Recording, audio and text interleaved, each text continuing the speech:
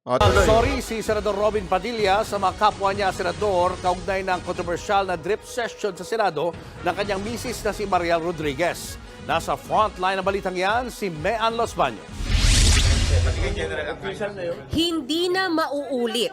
Ito ang pangako ni Senator Robin Hood Padilla sa mga kasamahan at katrabaho sa Senado sa kontrobersyal na pagpapadrip session ng kanyang misis na si Mariel Rodriguez Padilla sa loob ng opisina niya sa Senado noong February.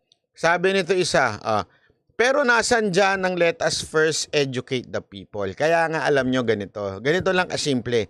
Kahit to ako pag tinanong ako, just in case, would I vote for change of constitution? Ako iisipin ko talaga na mabuti.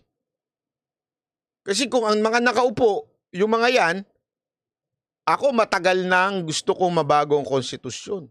Kasama ko ako doon sa dating nangampanya para pagbaguhin ang konstitusyon. Pero napapadoble isip ko pagdating sa pagbabago ng konstitusyon dahil sa mga nakaupo ngayon. And maybe,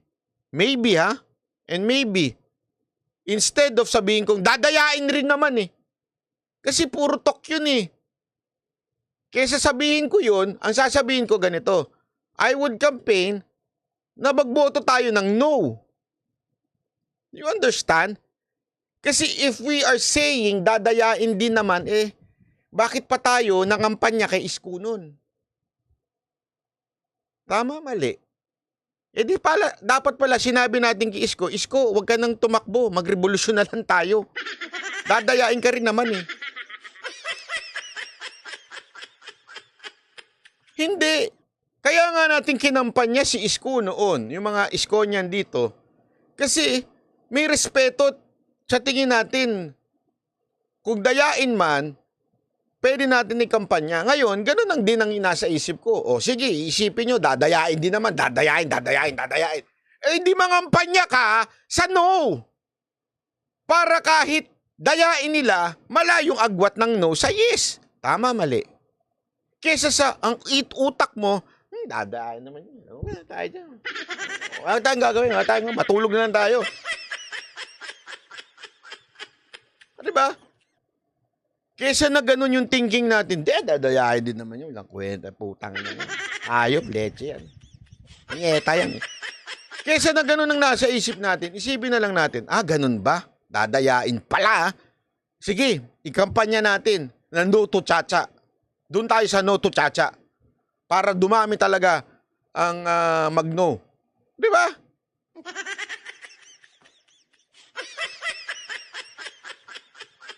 February 19. Sa sulat ni Padilla kay Senate President Mig Zubiri, humingi siya ng paumanhin sa naidulot umunong panggagambala ng issue sa liderato ng Senado. Alam mo, ang ganda nito dito mo talaga makikita na etong mamang to, si Robin Padilla, talagang payak ang puso, ika nga. Bakit to? Tandaan ninyo, number 1 ito sa Senado. Don't tell me, dinaya na naman to. Wala siya sa kapangyarihan, Hindi ho dinaya yan. Pero alam mo kasi, sa totoo lang pag siya umakyat noon sa entablado, talaga nga naman grabe ang tao. Alam nyo, ilang beses ko na nakita ito. Pag siya umakyat noon talagang grabe. In other words, malakas sobra sa tao. Sobrang lakas dito sa tao. Kung iba yan, umakyat na sa bungbunan nila. Madami pala akong viewers. Sisira ako na lahat. Diba? Ganon, yung mga ibang vlogger. O kaya naman pag politiko ka, madaming boto ko. Kaya lahat gagawin ko na kahit mali-mali. Dami akong pera. Buong pera ng Pilipinas nasa akin na. Kahit maging tambalos-los ako, okay lang. Diba ganon Pero si Robin hindi. Kahit alam niyang number 1 siya, sorry siya. Pasensya na dahil paumanin kung ito'y nadulot ng kagambalaan sa liderato ng... Isipin mo, wala naman siya dapat ikasorry. Hindi naman siya yung gumawa. Anak ng weting naman, napaka-OA ng mga Pilipino. Tapos, hindi naman siya ang gumawa. Wala namang illegal, walang mali, wala namang pera ng taong bayan na nagamit. And yet, napakapayak ng puso niya at sinabi niyang, sorry, pasensya na kung nagambala ko ang takbuhin ng Senado. Yan ang tunay na lalaki. Kasi tandaan ninyo ha, ang tunay na lalaki ay hindi yung tapang-tapangan, ng bubugbog ng asawa, ng bababae. Hindi ho yan ang tunay na lalaki. Ang tunay na lalaki, kayang harapin ang pagkakamali, lalo na sa publiko. Yung mga taong hindi marunong tumanggap ng pagkakamali, hindi ho yan tunay na lalaki. Ang tawag ho dyan, binabae. Hindi, joke lang, joke lang. Sorry naman! Gagalit na naman si Mocha. Manat ba? Huwag ko na inano yung mga ano. Tama naman, totoo naman. Mali. Nadulas lang sa bandang dulo. Nadapa.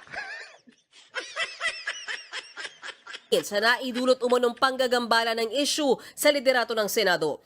Ganyan din ang tono sa liham niya sa Senate Sergeant-at-Arms. Gayet pa ni Padilla, hindi nila ipinagwawalang bahala ang mga umiiral na patakaran sa Senado. Nagpadala rin siya ng apology letter sa Senate Medical at Kita mo, lahat hiningan niya ng sorry. Oh. Hindi niya na kailangan humingi ng sorry, honestly.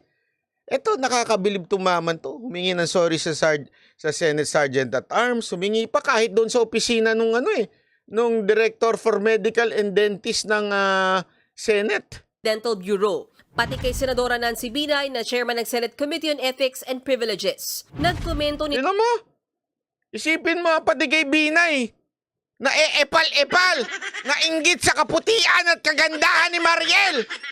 Sa lahat naman na magkokomento, ikaw pa talaga? Ang kapal ng mukha mo. Gusto mong sponsoran na lang kitas? Pakikiusap ko kay Doc Eric Icon Clinic. Sponsoron ka ng gluta. Pero may issue dyan ha, may issue dyan. Mamaya, easy. Hindi ho gluta ha. Sabi ko nga, vitamin C eh.